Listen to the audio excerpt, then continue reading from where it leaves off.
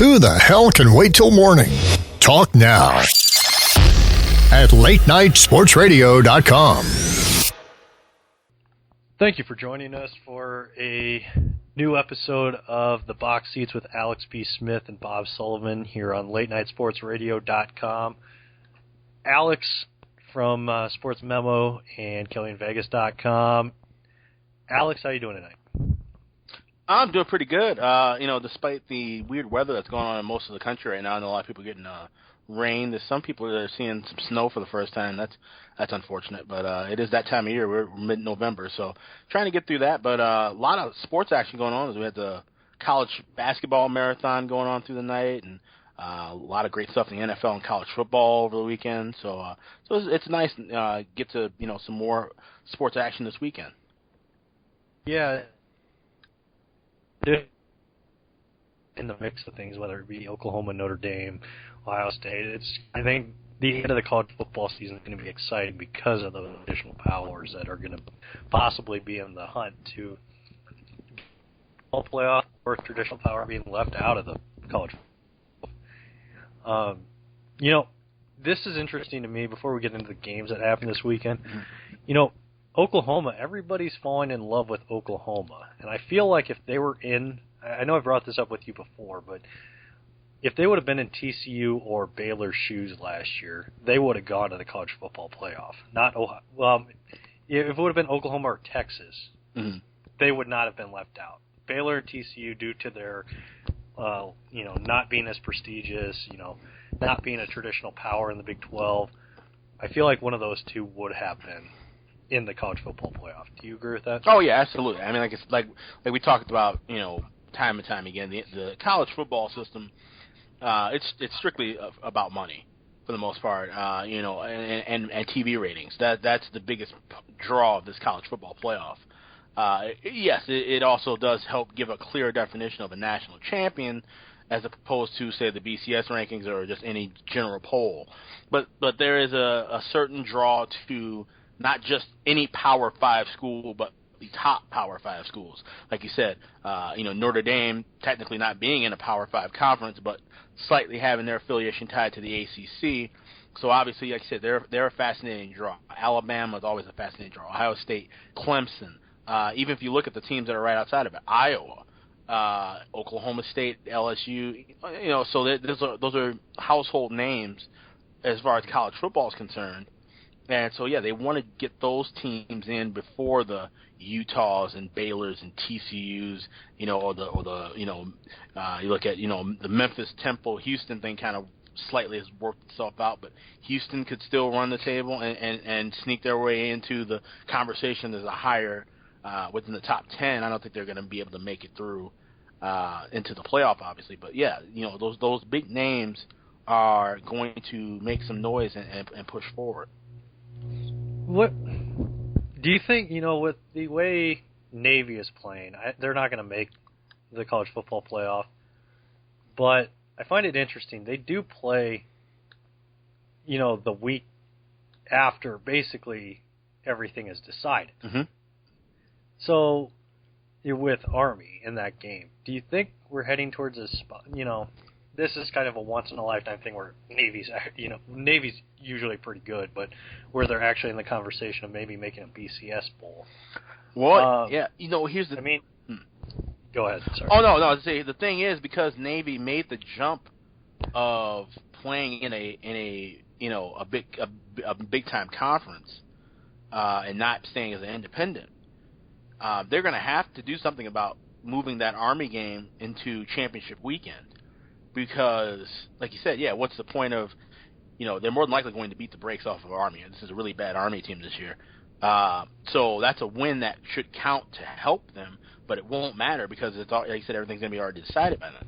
So I think we'll see, based on this year, and I don't think Navy's going to have as good of a team next year, obviously, because they've got, Reynolds, the kid who set the rushing, touchdown record. He's going to be gone. They're going to be losing a lot of players, so we won't see. I don't think we're going to see Navy as good of as a team we're seeing right now for quite some time. But just because of the fact that they have a chance to pull together a team like they're doing this year, they're going to have to move that Army game to the weekend of championship weekend. So rather than having it on December 12th, have it around December 4th or December 5th, so that win can help count.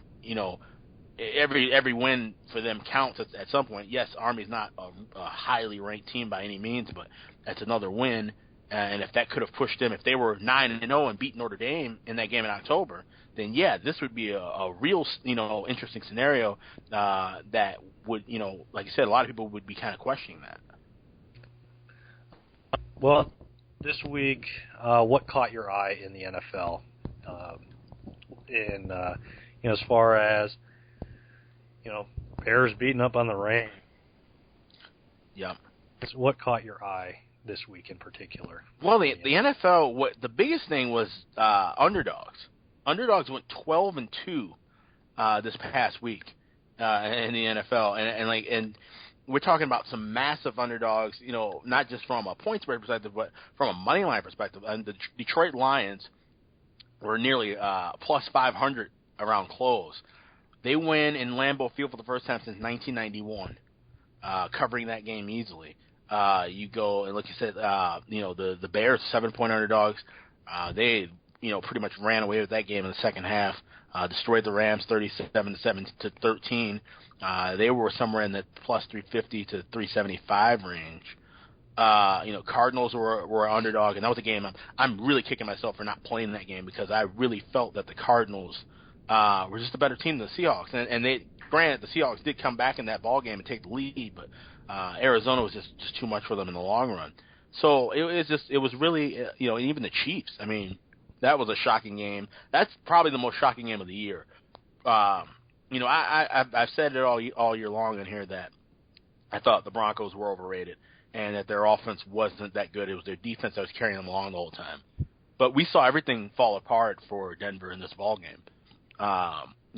Peyton Manning, I think we've truly seen the end of Peyton Manning. He's got his record. He threw the 4 interceptions. He was benched. Brock Osweiler is going to start this week against Chicago. I think this is the end of the road for Peyton. I don't see him coming back with Denver after the season. I don't see another team taking a shot with him. I think he's just going to ride off into the sunset and call it a career. And what an illustrious career it has been for Peyton Manning. But it's unfortunate it had to end this way. But you look at the Chiefs. I mean, they weren't the greatest team offensively in this ball game. Cairo Santos has been a savior for this club. I mean, you saw early in the year he got 7 field goals to help them win a ball game earlier and keep them in a couple other games. And he was the one who put up a lot of points in this 29-13 win. But the Broncos just looked bad on both sides of the ball. And I think we're going to start seeing them falter throughout the weeks. I know they opened as a 1.5 point favorite against the Bears on the road this week. I thought that was ridiculous. I jumped on the Bears immediately. We'll talk more about that later. But there's a lot of interesting results in the NFL this week compared to the last several weeks prior. Are you surprised at all by the Seahawks defensively right now? Get down early against the Cardinals, they come back, and they've been very vulnerable in fourth quarters of games. Is that surprising to you? Do you think they're, do you think there's locker room issues? What do you make of Seattle? Yeah, I don't know. It's not. They're not an old defense. It's not like you look back a couple of years ago with the Pittsburgh Steelers, and you were seeing how they were just getting older. So maybe there is some turmoil in the locker room, or maybe they're just getting worn out because you do look at the Seahawks. They have been it's something it's a measurement I always use in the longer term sports like the NHL and the NBA. When you have a team that's good every year, not necessarily winning titles every year, but they're good enough to reach the postseason, be a top qualifying team, get to the championship game, a title game before they get, or get to a Super Bowl and lose, either way. But you play that many games in a row, and you're playing more games than Arizona's played in the last couple of years, or the Rams have played. So those teams come out a little bit fresher. If you've played, 32 games as opposed to this other team that's played, 37, 38 games, and there's more high pressure games, that can take a toll on any team. So I'm thinking we're seeing a little bit of a long-term hangover from the Seahawks now, not so much just a complete, faltering of talent. Well, it's almost like when I think it was the Oilers. There's the 30 for 30 about the New York Islanders, and the Oilers were talking about how when they went, they looked at the Islanders after I think their 4th Stanley Cup or whatever it was, and they just looked not necessarily that they were old, but they just looked tired. Yeah. And you look at the Seahawks. I mean, I think it was somewhat of a mistake, moving Sherman around the field. At times he kind of looks a little bit lost. Instead of just leaving them on one side, shutting down that side of the field and calling it good. That seems like it was a little bit of a mistake. And, it's just, that they're, Russell Wilson, he's good, but I think I don't think he can lead a team by himself. Sure. Yeah. And he needs a lot more help. Marshawn Lynch has been, adequate, but he's been good. Right, when he's healthy. But, when he's healthy. But I don't think with just Russell Wilson alone, I don't think he necessarily be for I think he's, he just kind of runs around and makes stuff happen. It's a little bit like Roethlisberger has become a very good quarterback. Yes. But early on in his career, he would, make 4 or 5 extra plays a game because he could escape pressure because he was bigger than everybody else. And I feel like Russell Wilson now is kind of the time to learn to be more of a real quarterback than to just escape with all of his athleticism. No, yeah, I agree. It's funny. We talked before the show, and I talked about how I got my hair cut. And, you go to a barbershop, or at least when I go, we're always talking about football or whatever sports in the season. But we were talking about quarterback play, just how things have changed with quarterbacks over the years, and how I said that with a lot of great quarterbacks coming out of the draft this upcoming spring, I think we're going to see a lot of quarterbacks get moved around more than we have in the last decade based on who gets drafted, who's a free agent, who's going to get traded. And I was just naming off, and when you think about it, like I said, Peyton Manning's on the decline. I think he's going to be done. Drew Brees is on the decline. He'll probably be done within the next couple of years. You look at guys like Tony Romo, still have a couple of years left if they can stay healthy. Ben Roethlisberger's another guy. How long can he keep going with the injuries that he suffered year in and year out? But those are some of the best quarterbacks we've seen in the last decade. The only 2 guys who seem to, knock on wood, seem to be pretty invincible, and even they've had their times with injuries, is Tom Brady and Aaron Rodgers. But you look at the rest of the quarterbacks that I didn't name, you can throw them all in a pot and kind of swap them around here or there and make a case for them being with whatever team, depending on whatever system works for them. But none of them are really truly elite quarterbacks. Now you can throw in maybe a Joe Flacco in that category. And Carson Palmer, had he stayed healthy a couple of those seasons where he was hurt, maybe he would be in that category as well. But you go down the rest of the pile, and it's very hit and miss. And so it's interesting. And so, like you said, Russell Wilson, he's not one of those guys, despite going to 2 Super Bowls and winning one of them, he's not a guy I would call elite. I would say Joe Flacco is in the top 5 before I put Russell Wilson in the top 10. So it's interesting, and I agree with you. Like, he has to take more of a leadership role, more just in making plays. He's got to be a leader on and off the field. I just don't think he has that true quarterback leadership quality in him, and I think that's what the Seahawks are missing. Richard Sherman's more of the team leader on this group, and some teams can roll with a defensive leader, but I think the Seahawks need somebody on the offensive side of the ball who can really lead. We know that's not Marshawn Lynch, and we're finding out now it's not Russell Wilson, so they got to get somebody in there who can, pull the strings together and get things moving with when that team starts to have their lapses in judgment like they've had over this season. Well, we're going to go ahead and take a quick break, and when we come back, we'll talk some college football, talk some NFL lines, and get our best bets in here for this Tuesday night, right here on the box seats with Alex B. Smith and Bob Sullivan here on Late Night Sports Radio. Thursday night at 10 p.m. Eastern Time at LateNightSportsRadio.com. It's the Johnny Bobo Show. Join John Malores from 87sportsfans.com and Bob Sullivan from NoCoastBias.com and an assortment of guests. And, oh, yes, Cody Vancouver will be there as well to share his musical Well, we're not sure what it is. That's Thursday nights, 10 p.m. Eastern Time at LateNightSportsRadio.com. Welcome back to the Box Seats with Alex B. Smith and Bob Sullivan here on LateNightSportsRadio.com. Alex, the lines are out for this week in college football and the NFL.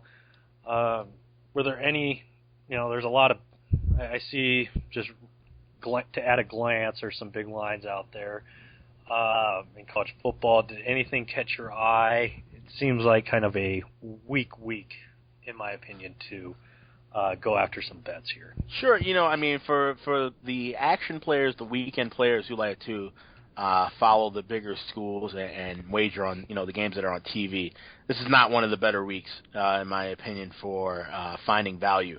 However, for players like myself and a lot of the guys who, look to the smaller conferences or whatever, there's some decent action. Of course, now we're in the middle of November, so we've got a lot of action. Mid-American Conference, 2 games tonight, 2 games tomorrow. And then you've got the AAC and Sun Belt with some games on Thursday and Friday night.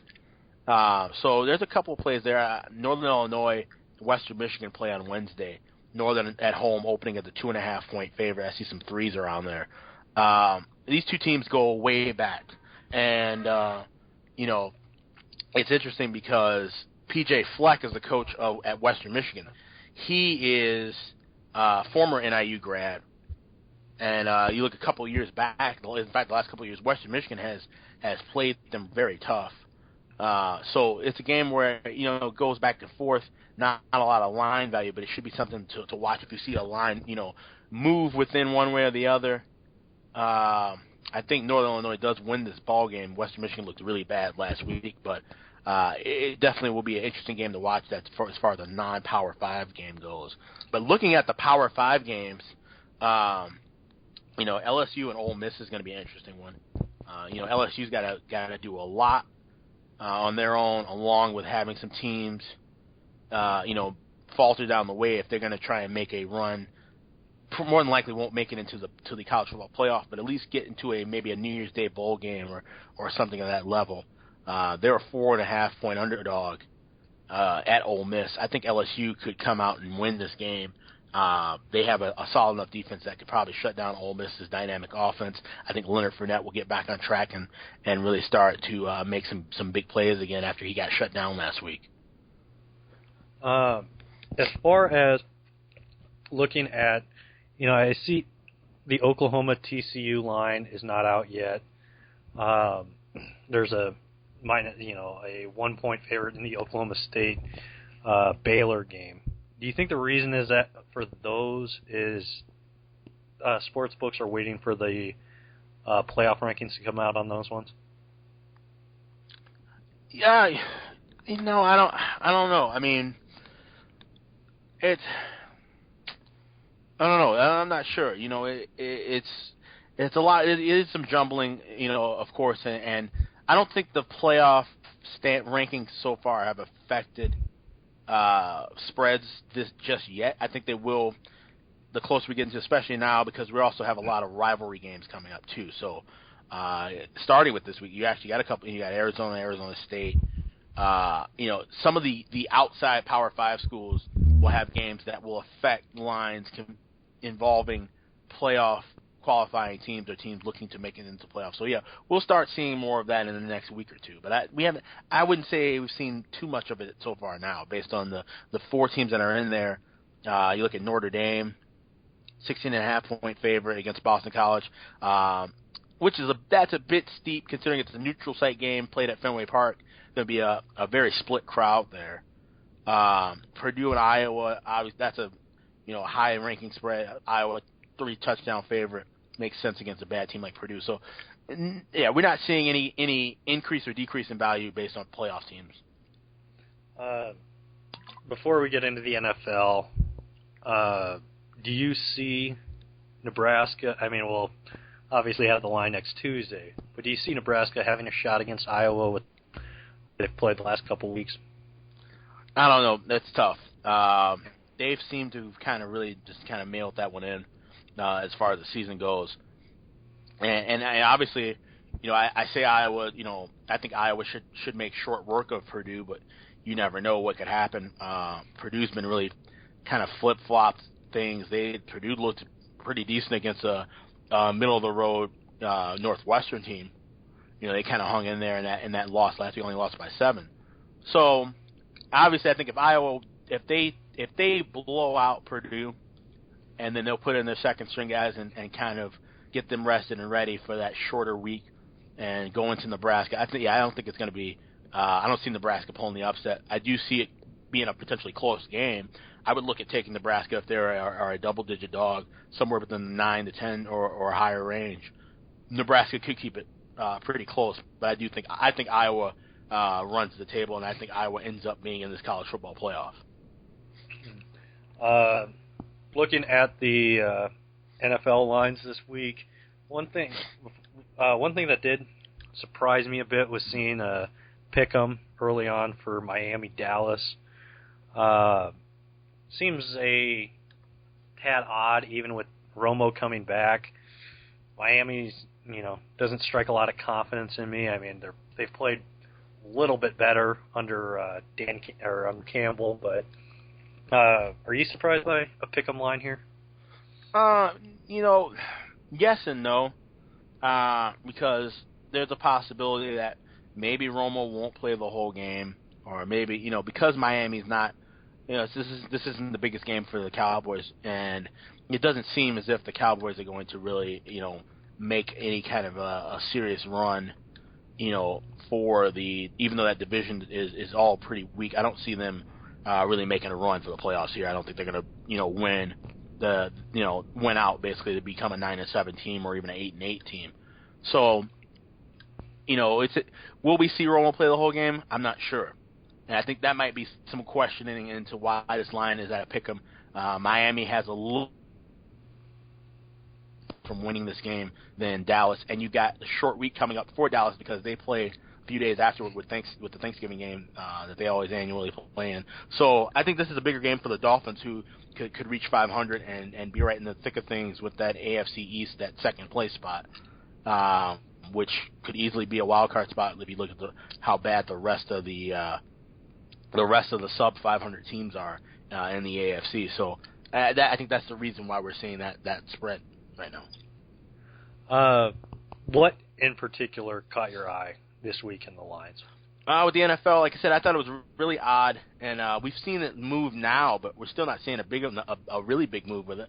But like I said, the Chicago Bears opened it was a pick'em, but a lot of spots had it at they were 1.5 point underdog to Denver, and I get that people were kind of waiting to see what would be the case with Peyton Manning. Would he start? Is he hurt? Would Osweiler start? But we found that out right away on Monday morning. The line didn't really move until recently, and only now is where I'm seeing some, offshore. I'm seeing a lot of ones, a couple of 1.5s. But I had Chicago in this game at home as at least a 3-point favorite, and that's using the home field advantage. I thought it was a pretty even scenario, even with Manning playing. But with Osweiler, he's gonna start. This will be his first career start. Very hostile environment, Soldier Field. Bears defense that keeps getting better and better by the week and keeps growing confidence. And a Denver team that's lacking confidence offensively throughout the entire year. I don't see where Denver would even be remotely favored in this ball game. So I went on and, like I said, took Chicago at 1.5. But I love this game all the way up to 2.5 or 3. I think the Bears are going to make some. They're going to have a tough task against Denver's front seven. But the way that Cutler has played in the last couple of weeks, he's been very efficient. He's tried not to make too many mistakes. He's made some really good throws. Jeremy Langford has come out of nowhere to be an absolute stud. Zach Miller has filled in nicely with a tight end spot. So there's some weapons around him now that, like I said, this team, they're gaining more confidence with every offensive possession they play. And I could see where this, they could win this game by at least a touchdown, if not more. So that's my play of the week for sure. And a couple other ones that were a little bit interesting. Green Bay, Minnesota. I get that the Packers have lost 3 in a row, but the Packers have always played the Vikings tough over the last couple of years. Minnesota, this is the first time we're seeing Bridgewater now playing in a big pressure game in the NFL. So, how is he going to handle this pressure? A desperate Packer team coming into, Minnesota's the big rivalry game. They said a lot on the line for the Vikings, who can try and make some serious strides at the top of the division if they win this ball game. So I don't know if Bridgewater and company is going to be ready to handle the pressure. I think I might look at taking the Packers if the Vikings go up with this line. It's at 1. I can see that where some more money might come on Minnesota because they've been covering spreads left and right.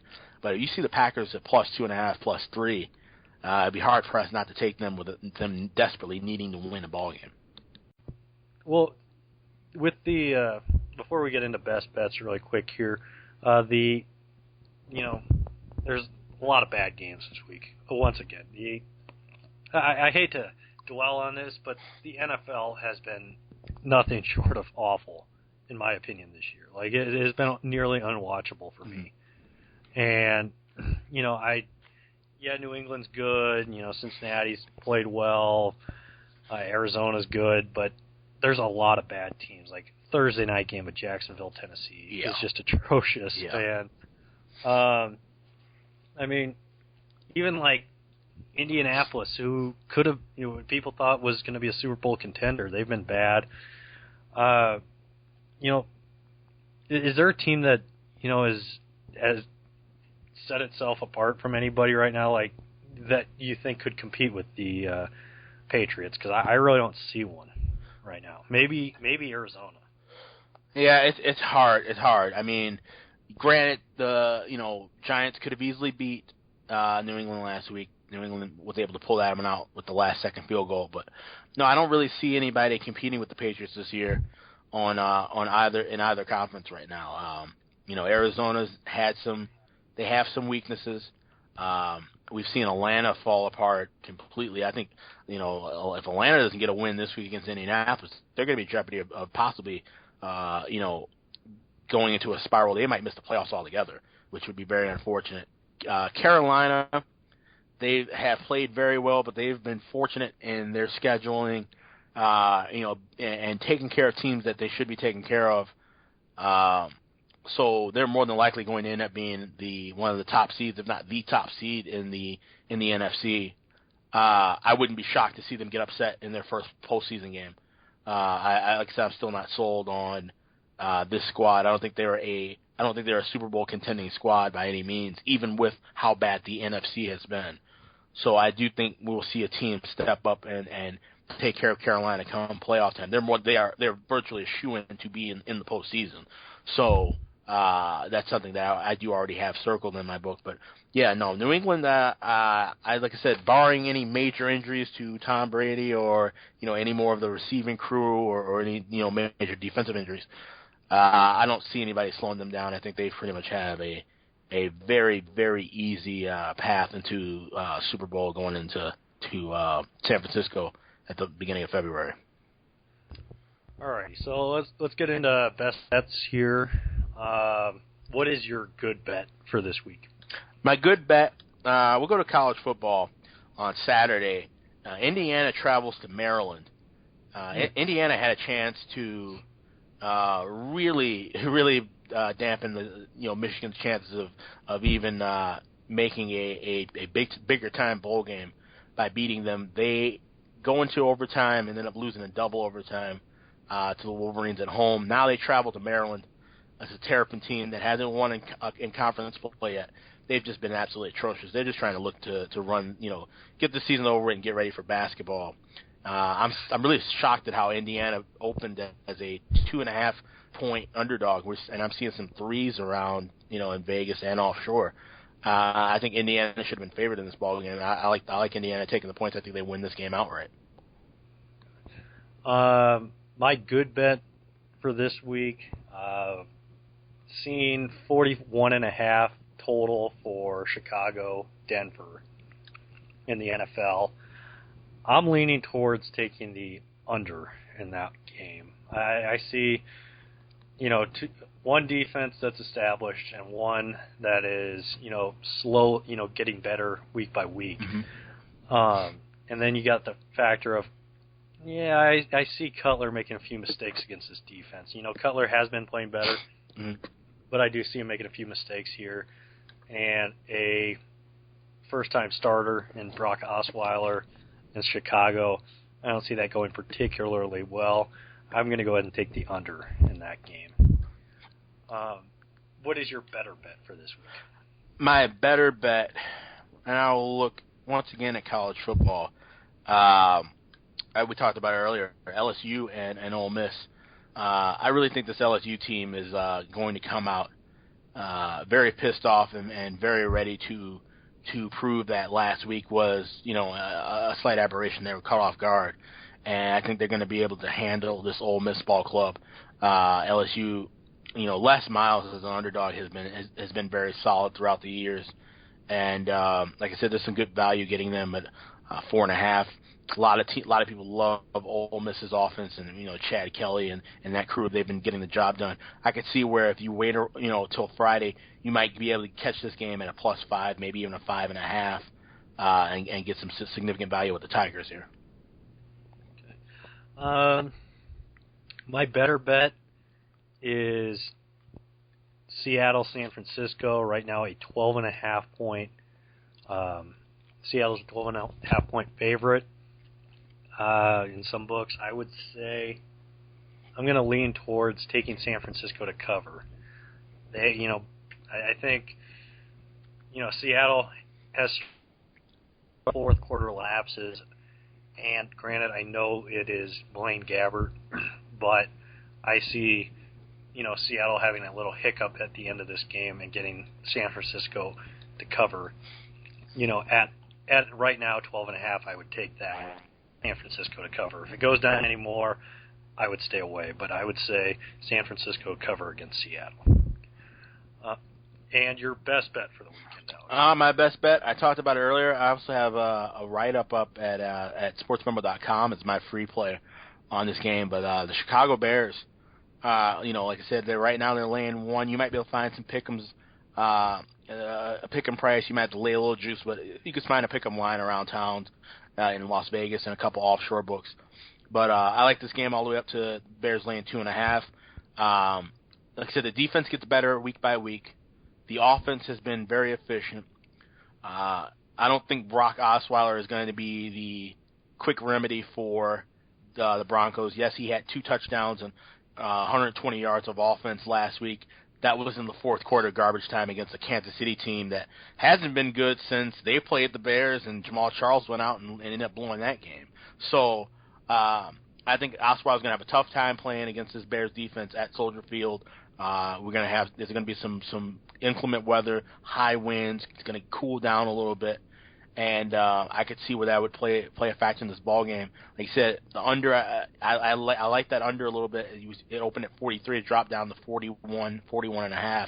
I could see where this would be a real tight game, a 13-10 or 17-13 contest. But I actually think the Bears could win this one. If I had to put a score in it, I would say the Bears win this game 17-10. It'll be a defensive battle, but they easily cover that pick'em line or that -1. My best bet will be I'm going to go Northwestern to cover on the road at Wisconsin. Wisconsin favored by 11 right now. Northwestern? I feel that's a kind of a big spread for this one, but I'm going to take Northwestern to cover on the road at Wisconsin. Wisconsin, they're okay, and Northwestern's kind of okay as well. Mm-hmm. But I think Northwestern's defense is good enough to keep this relatively low scoring. Wisconsin's not a world beater. I think this winds up being a 7-6 point game at best. Okay. And, well, before we get out of here, Alex, is there any, first off, I do want to say, prayers for Paris, after the attacks there, horrible stuff this weekend. Hopefully things can get back to as normal as possible in Paris as soon as possible. And Alex, do you want to tell everybody where we can find you on Twitter, the internet, all that good stuff? Anything you got going on? Yeah, you can find me at Twitter at AXSmithSports. We weren't on last week. Unfortunately, we took some time off.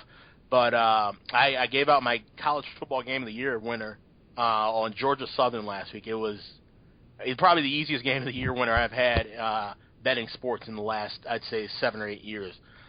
Georgia Southern just absolutely, dismantled Troy in that ball game. They were down 10-0, and they proceeded to run away with 45 unanswered points as a 6-point favorite. So cash there with Georgia Southern. That was a great play.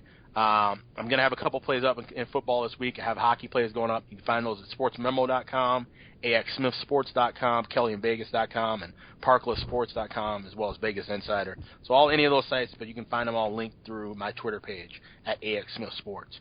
What do you got going on for the shows this week, Bob?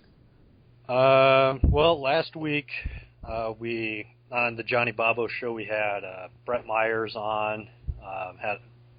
You go check that out on Spreaker, LateNightSportsRadio.com. In segment number 2, we discussed his music album and getting into playing some country music and his struggles with social anxiety. And then I'm not sure what we got going on there, but check that out on the a possible return by Tim Donaghy on the show. Okay, nice. Talk some NBA, talk about how Joey Crawford is a lunatic, and much more. So yeah, check those out. And Alex, I do, quickly, how much longer do you think DraftKings and FanDuel will survive? Oh, I think they'll be fine. The thing is, I expect states to really start jumping on the bandwagon of creating a legislation and regulation for trying to determine what DraftKings and FanDuel really is. Is it betting? Is it a game of skill or chance? Or I think they're going to start really working hard on chopping these numbers down because the leagues are making too much money off of it to just have it disappear. They're not going to go down with a fight with this. But conversely, if the states realize and determine this is gambling, then they've got to change their way of regulating it, change their laws, and that's only going to help us as single game sports wagers be able to have this expand outside of Nevada and off the offshore sites and go into every state and be legalized here nationally. So I don't think it's going to go away anytime soon. I think the states that still have it will still keep it, and New York and Nevada and all the other states that weren't allowing it to begin with will be working hard to make this a legal thing. Well, appreciate you.